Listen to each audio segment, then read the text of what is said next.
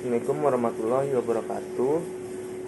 Eh, Sebelum mulai, perkenalkan nama saya Muhammad Hafid Yantoro dari kelas 6C, program studi Bahasa dan Sastra Indonesia, Fakultas Ilmu Keguruan dan Pendidikan, Universitas Islam Berbangsa Karawang. Dan tujuan saya membuat vlog ini yakni sebagai tujuan pengembangan Pengembangan di sini yaitu maksudnya agar siswa dapat memperoleh pengetahuan dan pengalaman sastra dengan baik ya. Nah, misalnya di pengetahuan sastra dulu ya. Nah, itu siswa dapat memperoleh dari teori, misalnya kan dari sejarah sastra dan juga sejarah sastra itu dari dahulu hingga saat ini dan kritik sastra. Nah, pengalaman sastra ya itu muncul ketika siswa mulai membaca karya sastra seperti novel, puisi, dan ya naskah drama, lalu melihat tuntukan sastra, tuntukan drama, dan menulis karya sastra. Nah, dalam suatu pembelajaran ya tentunya ya dibutuhkan model pembelajaran sastra untuk membantu guru memilih teknik pengajaran yang tepat, strategi dan metode untuk dimanfaatkan ya secara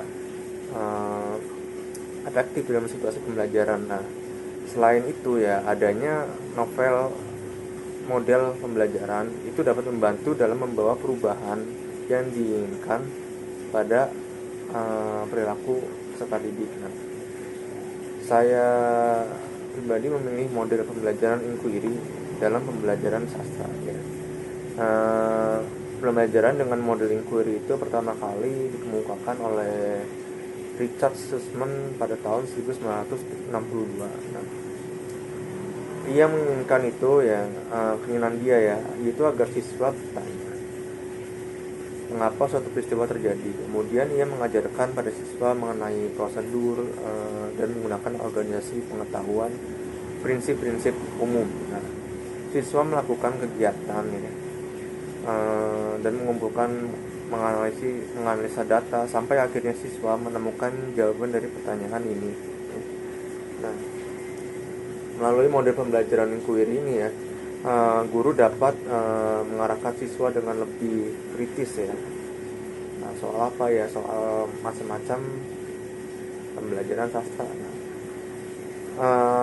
model ini itu dapat digunakan pada materi puisi, prosa maupun drama ya. Nah, penerapan model ini ya yaitu untuk melihat seberapa besar keaktifan siswa ya dalam berpikir dan juga bertindak. Nah, keefektifan model ini sudah banyak diuji pada sekolah ya. Misalkan pada kelas 3 SD itu sudah pernah ya. Untuk melatih siswa ya itu kritis dan aktif ya dalamnya beraktivitas pada pembelajaran sastra ini. Dan ya namun ya banyak juga guru di tingkatan lain ya seperti SMA dan SMP itu telah menggunakan model ini khususnya pada teori dan sejarah untuk melihat pemahaman siswa secara teoritis dan kritis. Nah, setiap model pembelajaran ya tentunya tak luput dari kelebihan dan juga kekurangan. Nah, itu tidak terkecuali pada model inquiry ini. Kelebihannya siswa itu aktif ya, pasti aktif dalam kegiatan belajar.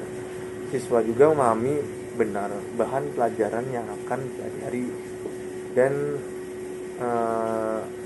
model ini juga menimbulkan rasa puas bagi siswa ya karena siswa itu dapat memecahkan masalah dengan pikiran mereka sendiri ya yang sebelumnya sudah guru istilahnya diarahkan ya, dan juga melatih siswa belajar mandiri. Nah, ini ya konsep secara khususnya ya model pembelajaran inquiry itu agar siswa itu belajar mandiri ya untuk memecahkan masalah kritis ya secara sendiri. Namun ada juga kurangannya dari model ini, yaitu menyita waktu banyak, menyita pekerjaan guru, tidak berlaku untuk semua topik ya, pembelajaran, dan untuk kelas yang besar itu sangat merepotkan guru. Nah, selanjutnya ya tahapan-tahapan pelaksanaan model ini menggunakan model latihan inquiry alias inquiry training. Pembelajaran ini melalui 5 tahapan ya yang sesuai dengan apa yang ditulis oleh Joyce ya.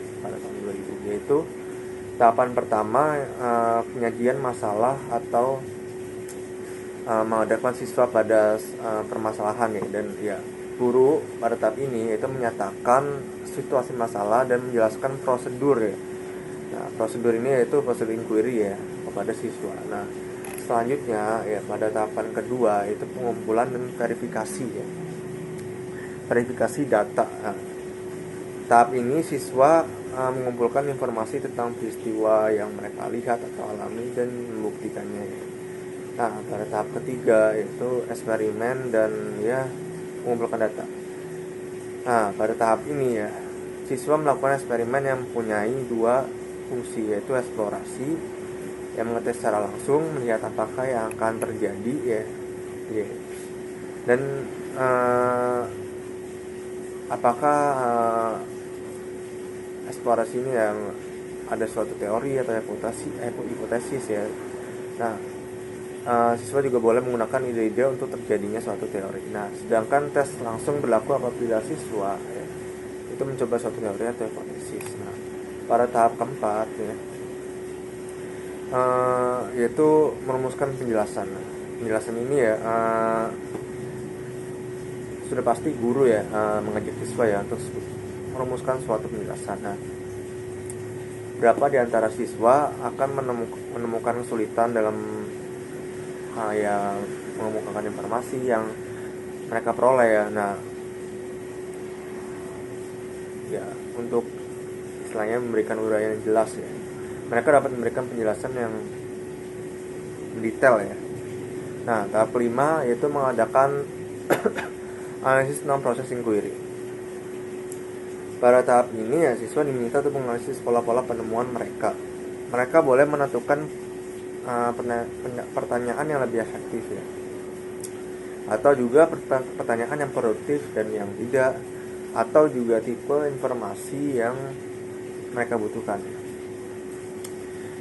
dan yang tidak mereka peroleh sebelumnya. Nah, seperti itu. Saya akan memberi contoh penerapan model ini ya, model belajar inquiry pada suatu karya sastra novel untuk kelas 12 SMA.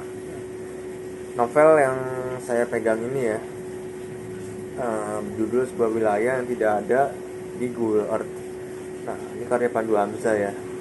Nah, siswa ada tahapan-tahapannya ya. Ini tahap pertama ya, sebelum guru ya saya mengumumkan masalah yang akan dikerjakan oleh siswa. Terlebih dahulu saya menentukan tingkah laku dan ya tujuan yang ingin dicapai dengan model inquiry tanpa memberi informasi tentang unsur karya ya, karya maksudnya intrinsik dan ekstrinsik, dan juga orientasi model dan persepsi. Nah, guru ya saya memberikan tugas membaca novel yang saya pegang ini ya seminggu sebelumnya. Nah, untuk catatan ya, novel ini dapat dipinjam oleh siswa di perpustakaan sekolah. Nah, pada tahap kedua ya, guru saya ya mengajukan permasalahan ya semacam teka-teki yang dapat menemukan motivasi siswa untuk menemukan pendapatnya. Permasalahannya berupa analisis unsur intrinsik dan ekstrinsik pada novel yang telah dibaca ya, novel ini ya, dan diuraikan dalam tabel analisis yang sudah disediakan. Tahap selanjutnya, tahap ketiga, siswa menetapkan hipotesis atau praduga jawaban ya untuk dikaji lebih lanjut. Nah, hipotesis yang ditetapkan ini ya berkaitan dengan permasalahan yang diajukan oleh guru ya, itu sudah pasti ya. Nah, tahap keempat yaitu siswa mengidentifikasi beberapa kemungkinan jawaban yang atau menarik kesimpulan.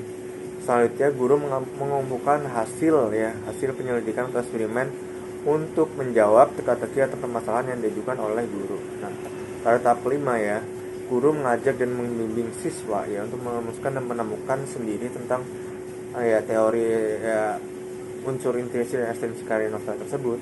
Nah, selanjutnya ya guru memberi komentar dan penjelasan tentang hasil temuan mereka ya, temuan para siswa ya, dan menjelaskan kembali prinsip-prinsip atau konsep unsur intrinsik dan ekstrinsik pada novel.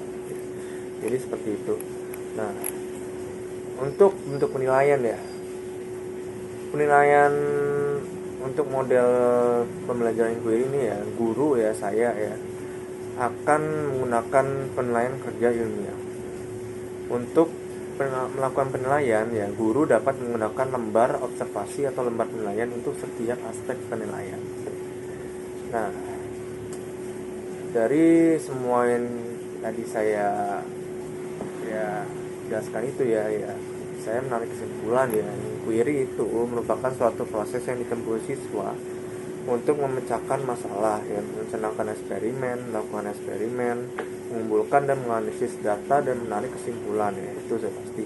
Jadi dalam model inquiry ini siswa terlibat secara mental maupun fisik ya untuk memecahkan suatu permasalahan ya yang diberikan oleh saya ya sebagai guru. Nah, dengan demikian siswa akan terbiasa bersikap seperti para ilmuwan ya, bekerja secara ulet ya, tekun, lalu ada teliti, objektif, jujur, kreatif, dan juga menghormati pendapat orang lain. Nah, pembelajaran sastra tentang novel dapat menggunakan model pembelajaran inquiry untuk meningkatkan pola pikir kritis terhadap unsur intrinsik dan ekstrinsik di dalamnya dalam novel tersebut.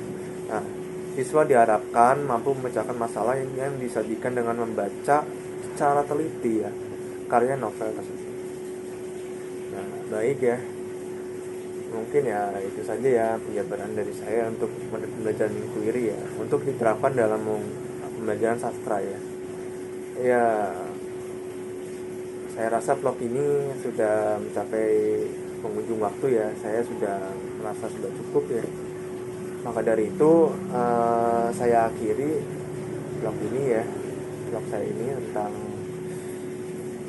model pembelajaran inquiry terhadap untuk pembelajaran sastra ya. Dan semoga ya model pembelajaran inquiry dapat menjadi model pembelajaran yang kreatif dan inovatif ke depannya dalam pembelajaran sastra di Indonesia ya pasti. Akhir kata ya, saya ucapkan terima kasih untuk yang sudah menonton vlog ini. Mungkin kalau ada salah kata mohon dimaafkan, dan juga ya wassalamualaikum warahmatullahi wabarakatuh.